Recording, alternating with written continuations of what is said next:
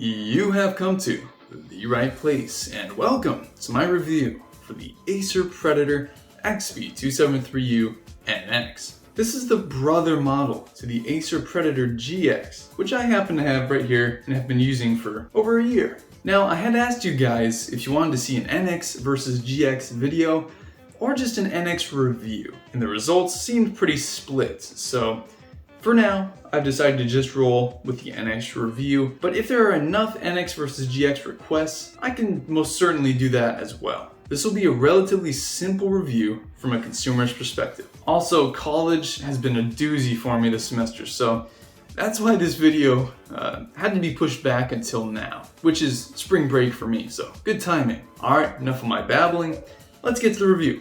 I really liked the layout of my last review, so I'll be using it again for this one, with the exception of a few tweaks. Alright, let's begin by talking about the pros of the NX's looks and features. Immediately, what stood out to me about the NX was its bulkiness and sturdiness. It's rock solid, and it doesn't take up too much of your workspace. It's nice and heavy too, so that it doesn't wobble. The second thing that stood out, and really impressed me actually, was the RGB lighting strip on the back of the monitor. This is far and away the best RGB lighting I've seen on a monitor thus far. The FI27Q-X and AW2721D can't even hold a candle to the NX's RGB lighting. Trust me, it's that great. Alright, there are 9 different lighting sequences, each with 7 colors to choose from. Now the lighting sequences are as follows: spectrum, shifting, motion point, filling, breathing, static, zoom, wave, and star. Besides the sheer number of lighting options, I was shocked at how bright you can make the lights. You can almost make them as bright as the screen itself. Even with all this phenomenal lighting, this monitor still has a very professional appearance, albeit slightly gamery, but it's still not nearly as tacky as some of the other monitors that I've reviewed. Alright, as you all know, cable management holes are my jam, and this one is a beauty. Now on the back of the stand arm, there is a headphone hook, which personally I don't use as I already have a nice headphone holder already, but it's there and it's nice. There are a total of 4 standard USB ports, 2 of which are on the side, providing easy access. Now the monitor tilts and swivels very well, it just takes a light touch. Now let's talk about the cons of the NX's looks and features. I found the bottom bezel to be extremely thick, even too thick. It's actually so thick that it reflects the light from the screen back onto the screen, making it a tad annoying at times. For instance, icons bounce off the bezel and can create a hologram type effect on the screen. Now it's actually not that annoying, but I'll still bring it up since it is there. Depending on which settings you have ticked, the red USB port on the underside of the monitor can only be used for a mouse. Now I don't think many people take the time to set up a mouse on their monitor, but this is just a bit of an odd feature that just annoyed me. Its very existence just perturbed me. Alright, there is noticeable fan noise on this monitor, which isn't all that uncommon. This monitor does have an internal fan for the G-Sync chip, and this noise sometimes elevates to an annoying whine. I was working on college work one afternoon while my monitor was turned on, and the fan whine irritated me so much that I had to turn off my monitor. I was about ready to get some cheese with that whine. Of course the whine isn't always there, but just know that it will come, sooner or later, and if you're sensitive to high-pitched frequencies, you'll be annoyed at times. Out of the box, the brightness setting is capped at a really low nittage, so just be aware that you'll need to go into the panel settings, find the max brightness option, and switch it from off to on if you want a brightness higher than that of a Zippo lighter. Finally, there is no USB-C port, which most gaming monitors do come with nowadays, so It's a mystery to me why Acer omitted that feature. Moving on, let's dive into the pros of the NX's performance and visuals. Unlike some of Acer's other monitors, GX, there is no pink tint to this panel. Oftentimes on white backgrounds, some of Acer's other panels give off pink hues, which look really bizarre. However, my NX had no such issues. White colors were how they were supposed to be, as white as can be. Now, besides the pink and white difference, this panel's colors are nearly identical to the Acer Nitro and the GX. They're bold, they're rich, they stand out, they pop. My panel also had no stuck or dead pixels, something that's actually increasingly rare in today's gaming monitor market. Alright, the color accuracy out of the box was great and required very little fine tuning. But now, let's get into the refresh rate. Using the UFO ghosting test website, I captured performance results for each of the refresh rates this panel is capable of. And now I'll take you down the range and show you how each refresh rate checked out.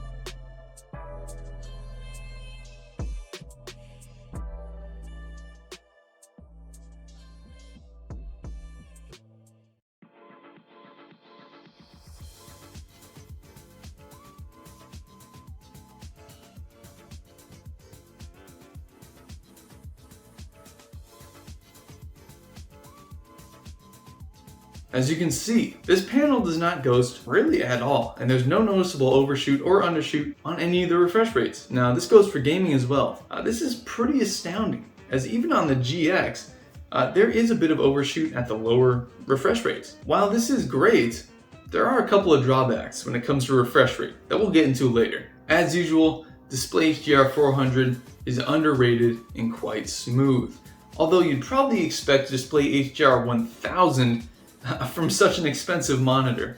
This is almost twice as expensive as the GX, which also has Display HDR 400. As I said earlier, games come through incredibly smoothly. I'd go so far as to say that this matches, if not exceeds, the smoothness of the Asus ROG Strix XG27AQM. Now, let's talk about the cons of the NX's performance and visuals. And unfortunately, there's a good amount to unpack here. I suppose I'll start with the hugest issue that this panel has, which is actually one of its main selling points. Overclocking. So this monitor does overclock up to 275 Hz in half a millisecond response time. But those extra 35 Hz, man, they come at a cost. Overclocking this monitor results in the obfuscation of all text.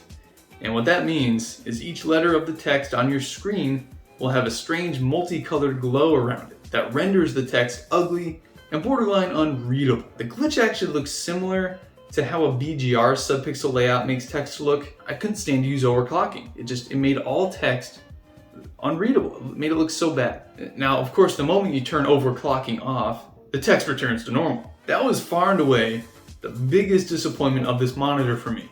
And I'm sure that's disappointing to hear for those of you that were looking at buying this monitor for its overclocking. Also, with regards to overclocking, as soon as you turn it on, the panel annoyingly jumps all the way down to 60 Hz. Now, I don't know who thought that anybody overclocking the monitor would want it at 60 Hz, which is actually underclocking it as far as it will go. This annoyingly forces you to go into NVIDIA control panel and adjust it to 275 Hz manually. How annoying. Another big disappointment was the NVIDIA Latency Analyzer.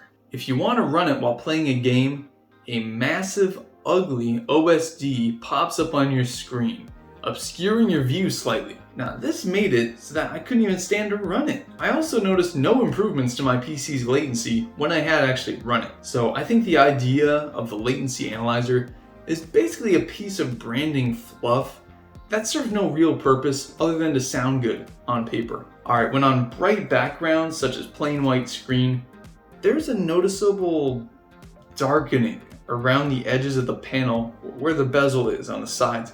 It was kind of odd, and it doesn't look great, so it's got weird dark edges. While it's undoubtedly a nice monitor, I was overall disappointed with it, especially for the price point it's at. 1,100 bucks. That's a fat wad of cash. Overclocking isn't good. Latency analyzer is non-existent and annoying. Display HDR 400 should be upgraded. Setting adjustments could be made more painless.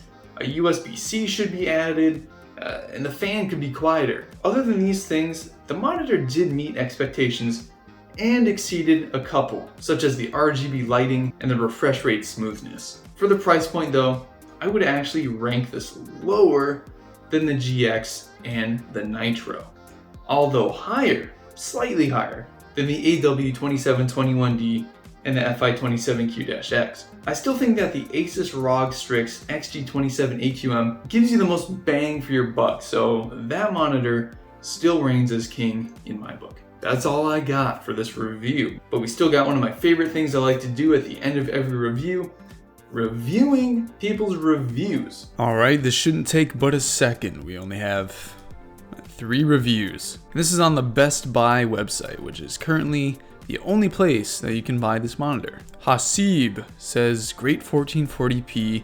275Hz monitor. The monitor works as designed with no issue at all. The esports mode offers the best balance of pixel response time, very minimal blur. If you have the money, go for this monitor versus the G-Sync compatible models. The G-Sync is really good when you are playing games that have low frame rates or dips in general.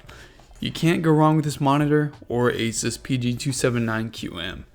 The Asus variant is $100 cheaper and does not overclock to 275Hz.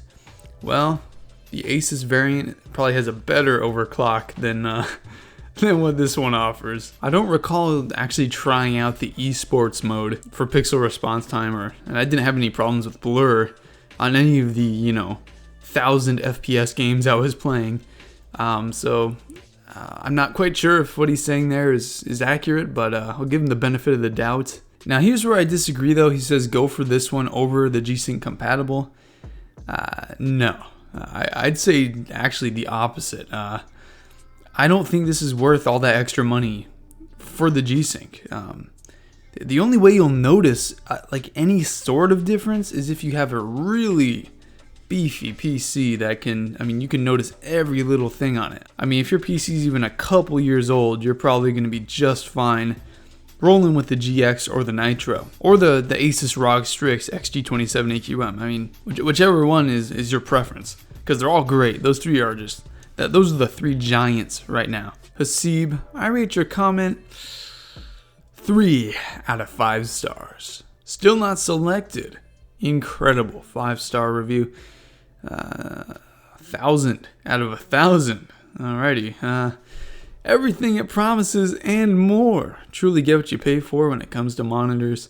Trust my word, this monitor is the best of the best when it comes to 2K gaming and performance. As far as performance goes, it is quite good. It is better than the GX as far as refresh rates go, but the difference isn't so huge to where it's like, oh, you gotta get this one. I think the GX is just fine, honestly, and it costs less. And this is coming from a guy who's tested out, 6 or 7 different 2K monitors over the last year. So yeah, I actually quite disagree with this review. I'll be generous and give him a 2.5 out of 5, but I don't really agree with what he's saying here. Lunar Eclipse 02. All right, another 5-star review. If you want the fastest at 1440p, great monitor with crazy speed. I'll agree on that. The speed is pretty impressive. Out of the box, it seemed washed out. That's kind of weird. Mine actually was like really vibrant compared to the ROG Strix. And that's another difference between the ROG Strix I like a lot versus any of the Acer panels. Acer's monitors I found come extremely well calibrated right out of the box. You don't even have to do much to them. The ROG Strix I had to tweak a little bit to get it to look good. So I think this person may have gotten just, one of those lemon panels. I don't know. I adjusted the gamma and it looks tons better. All right, well that's good. I mean, maybe this guy likes it so vibrant that it melts your eyes out. I don't know. Nice monitor, but crazy expensive. Agreed, my friend. It is a very nice monitor. It's very eye-pleasing. Offers a lot of good settings and good stuff, but for the price, it should be better. It should be. All right, Lunar Eclipse 02. I give you, I'll give you 4 out of 5 stars there, Lunar. Because don't get me wrong, it is a very good panel, but just compared to the other ones I've tried out, I much prefer any of the other Acers that I've tried, or the Asus ROG Strix.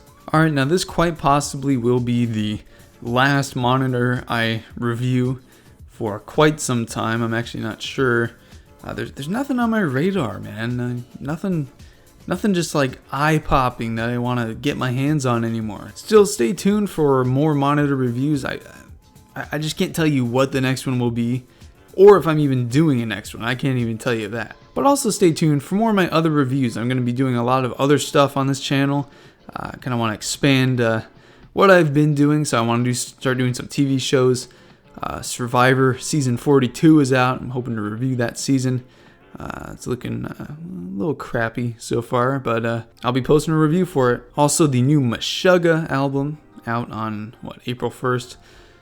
Immutable. Heck yeah, looking forward to it. 2 songs that have come out and have been right up my alley. Really liking it so far. And just, movie reviews. Just stick around.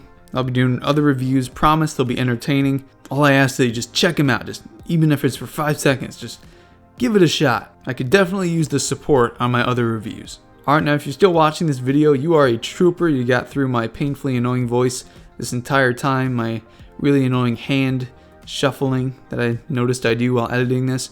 Thank you for sticking around. Appreciate it. You, sir, are a straight G. Alright, and you have come to the right place, and you are now leaving the right place. Stay safe out there, guys.